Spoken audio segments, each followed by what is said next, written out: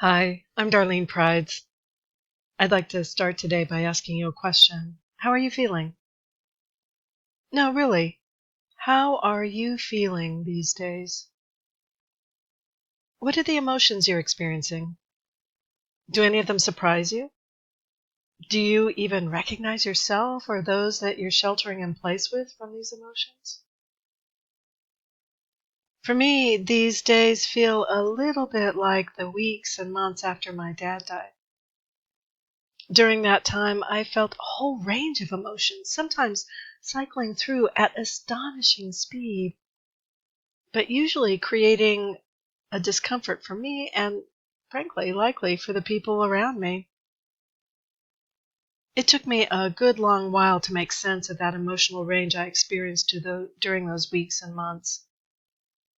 Eventually, I came to understand that my experiences stemmed from grief. Grief is triggered by loss of some form. When we experience a loss of a person or a way of life, maybe familiar habits, even thoughts and ideas.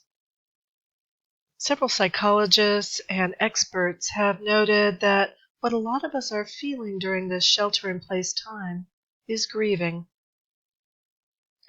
We've lost some things, haven't we?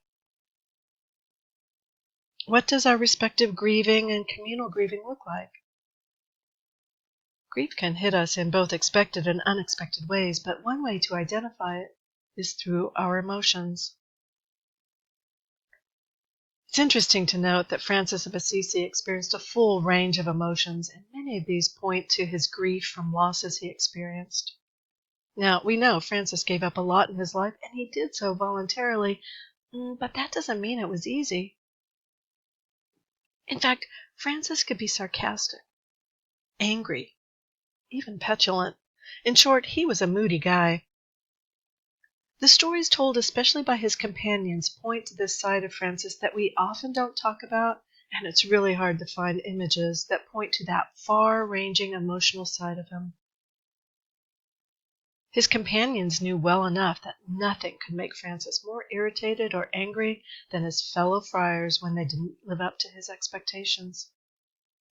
There are a lot of stories in the tradition that point to Francis's anger, but one comes from just after he resigned from leadership of the order.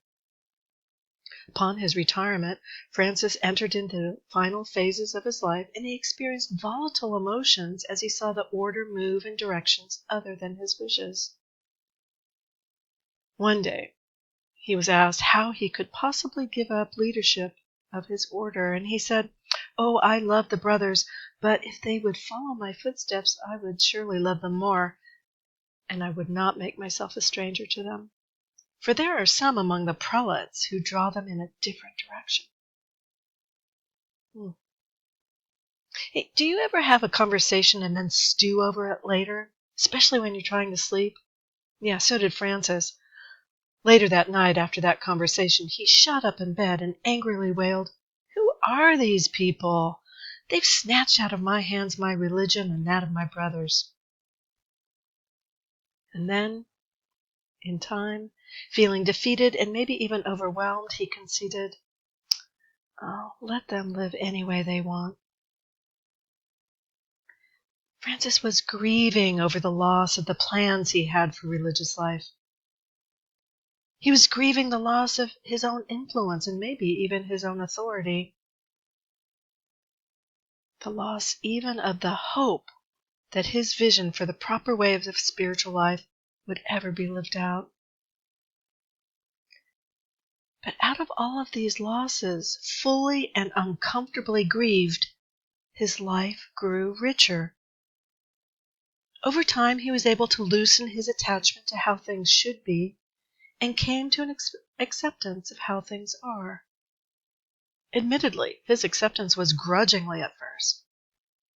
But during the last 6 years of his life, he shows us how to let go of attachments, let go of expectation, all in order to allow more and more of Christ's real presence to be experienced.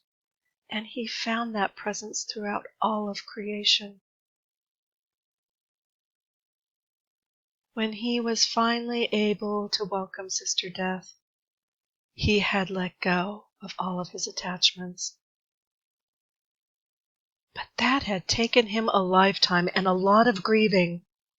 Along the way, there were a lot of different emotions, too. Now, there's obviously a lot more that I can say about this, but for now, during these uncertain days that we're in, I'd like to draw attention to how Francis did not deny or suppress his emotions. He didn't run away from them, even the unpleasant emotions of anger, bitterness, or sarcasm. Similarly, his companions and other early writers didn't hide these stories. Instead, these volatile emotions remain in the texts. Why?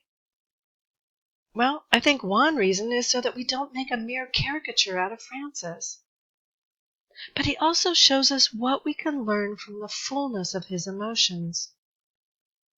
The emotions in Francis's life became important thresholds, important markers for him and for us, if we are curious about them. Is there something out of sync with my relationships? What is it that I'm clinging to? And how can I let go of that and grow in my awareness of God's presence? So in these days of shelter in place, if you find yourself or those around you a little moody, I suggest you turn to Francis for some assurance. It's okay to feel all that you're feeling, but don't let it end there. What are your emotions telling you to let go of? And what do you find in the space that remains? Francis found God.